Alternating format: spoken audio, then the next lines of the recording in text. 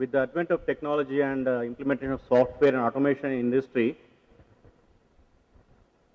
the girls are equally capable compared to boys to take up mechanical engineering as a career. If you were to ask this question about 10 years back, I would have said, please don't send your girl for mechanical engineering. But at the present state of affairs in industry, there is no hesitation whatsoever, even 0.1% in opting your girl to a mechanical engineering career. There are varied opportunities, so there is no need of any hesitation on your front to put your girl into mechanical engineering. Only one area where they may not do well is on the shop floor. The manufacturing industry, if the girls are put on the shop floor, okay, with the labor and unskilled labor, problem will be in managing people. But of course, you may differ with me.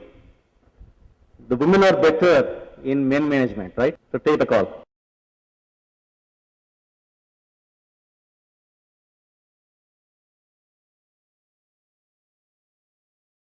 It's a very difficult question for a parent, but one has to take into consideration the interest of the student also. And after having taken the interest from students, then the parent should intervene and tell that these are the options that you can take. As of now, those who are very good in mathematical abilities, generally there is a trend for electronics and communication engineering and electronics and electrical engineering, and of course electronics and computer engineering also. Now those who are good at handling of machines, mechanisms, etc. right from beginning, they have an aptitude towards mechanical engineering. So depending upon the aptitude one has to actually take, but I prefer, as of now, as our friend told that 70 to 80% of the jobs are available in software sector, and the possibilities of growth of a person are much more if he is there as a graduate. Maybe computer science is my first option. The second option is, of course, IT, because there is no difference between computer science and IT. And third option is electronics and communication engineering. Started in the beginning of the 20th century, emerged, but it is doing in such a way, there is a contribution in every branch of engineering for the chemical engineers. If you take electronic product, so that is a material which has to be processed by the chemical engineer. If you take a computer product, that is also to be processed by plastics, polymers, it has to be processed by chemical engineer. If you take civil engineering, the cement has to be produced by chemical engineering. If you take the mechanical engineering also, the iron and steel has to be manufactured by chemical engineer. So the quality of the materials and everything has to be brought out by a chemical engineer. So he is contributing for every other part of engineering. So there are wide options for them, and they can choose the variety of options. Even earlier the chemical engineering, even girls or women is not eligible, they used to fail it. But now it is equally, because there is computer vision is there, computational fluid dynamics related to that. So number of options related to that, because they equally study the mathematics and other streams of engineering in the chemical engineering. Mechanical they have to study electronics, they have to study electrical engineering, in addition to the products which are applicable to these things. So there are wide scopes for the chemical engineer, and he is also can be considered one of the basic engineering degree only. Looking at one of the specializations of chemical engineering, that is the textile technology, there is a acute shortage of experts in the area of textile technology. And I still remember the day I was spending in the Textile Technology Institute in Kanpur for doing some auditing and all that. The heads of the departments were getting incessant calls in the first 2 months of the starting of the course itself that they immediately want some candidates. This is one area of specialization. Secondly, There is a lot of mining and mineral processing that is going on in this particular country, which involves a lot of, expertise by the metallurgical engineers, mining engineers, and a whole lot of chemical technology, chemical engineering related activity, including oil exploration and all that. All these things are there.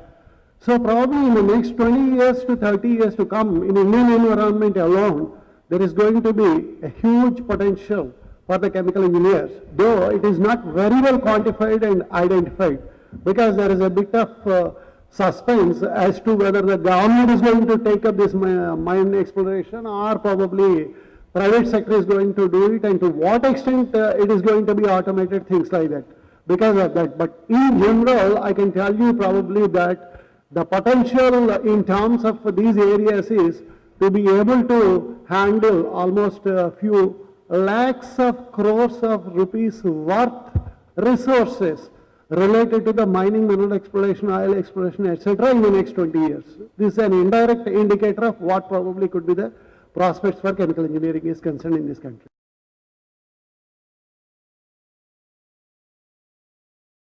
And it is not only to the textile, even food processing engineering also, the chemical engineer is required. Even biotechnology also chemical engineering is required. So that you can take into the things. In the every field of industry, you have some role. Finally, the environmental engineering, also a chemical engineering is going to. Because if you have a strong background of chemistry along with physics and mathematics, that you can do wonders. So thank you.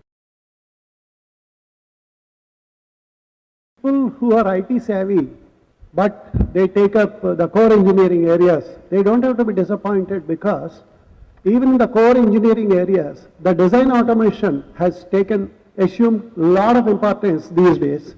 And the design automation in mechanical, civil, electrical, if you look at particularly, or the biotechnology part, or in general nanotechnology related areas and all that, that is a very comfortable area for any area of engineering for people to work on. It is as good as any IT job as far as the comfort level and remuneration levels are concerned, and as good as any core engineering job as far as the individual's aspiration in acquiring knowledge and using that particular knowledge is concerned.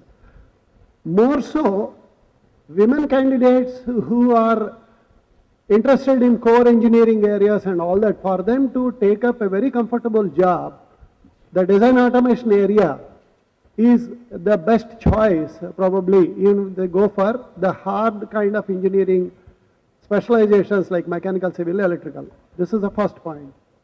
Second point, let us all understand one thing. Mechanical engineering is mother of all engineering branches. It is evergreen. It could be another century, probably till the end of this world. Mechanical engineering is going to be the center and probably the focus around which everything else develops. Today, if you look at VLSI development, it is not possible to develop a VLSI without advancement in mechanical engineering. Without advancement in mechanical engineering, it is not possible to develop super thermal power stations and ultra super thermal power stations with 5,000 megawatts power and all those things. Name any area of engineering, including computer engineering, if equipment is to be manufactured, or electronic engineering, if equipment is to be manufactured, all these factories which produce eventually have 60% plus mechanical engineers. Bharat Electronics has 60% plus mechanical engineers, only 40% or less than 40% are electronic and telecom engineers. That's it. So any area of engineering, if you look at, there is a need for mechanical engineers. So this fact of life, I think everybody should appreciate and understand. The third point, probably the last point I would like to mention at this stage is, grading of engineering colleges. People are bogged down with the idea of which engineering college to choose between 2 or 10 or 20. The AP State has carried out an exercise sometime in 2002-2004 for grading the then oldest engineering colleges, about 30 engineering colleges. But then that information was not publicized. In fact, I happened to carry out that particular grading exercise. Subsequently, the government itself has shied away from publishing the information and also for continuing that particular process of grading further engineering colleges.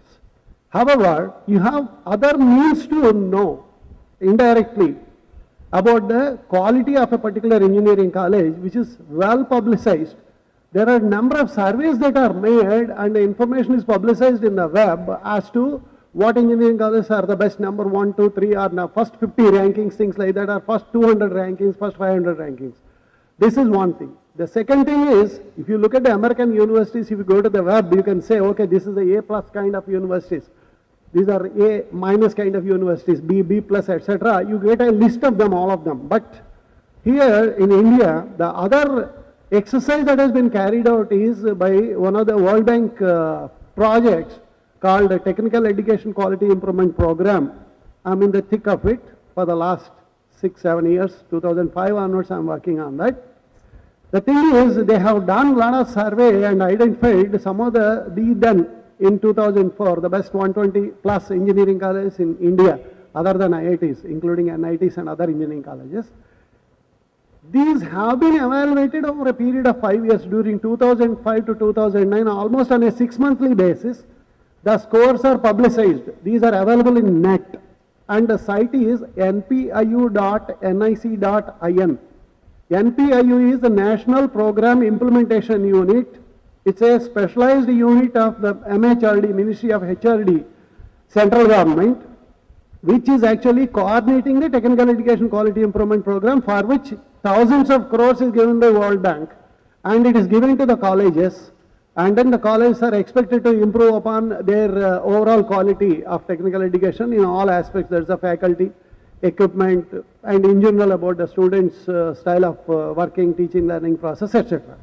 So that particular site also gives you an account of probably how the particular project has evaluated each institute to be in terms of quantified scores, in terms of their achievements as to what they have done by publishing research papers, probably by giving a lot of improvement for the faculty, by identifying the training need requirements and all that. And then for the second phase also, they have evaluated a very large number of engineering institutions from all over the country.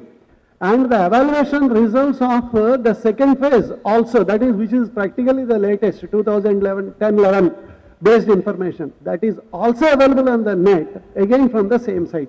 So you can go for the old completed project and you can go for the current running project.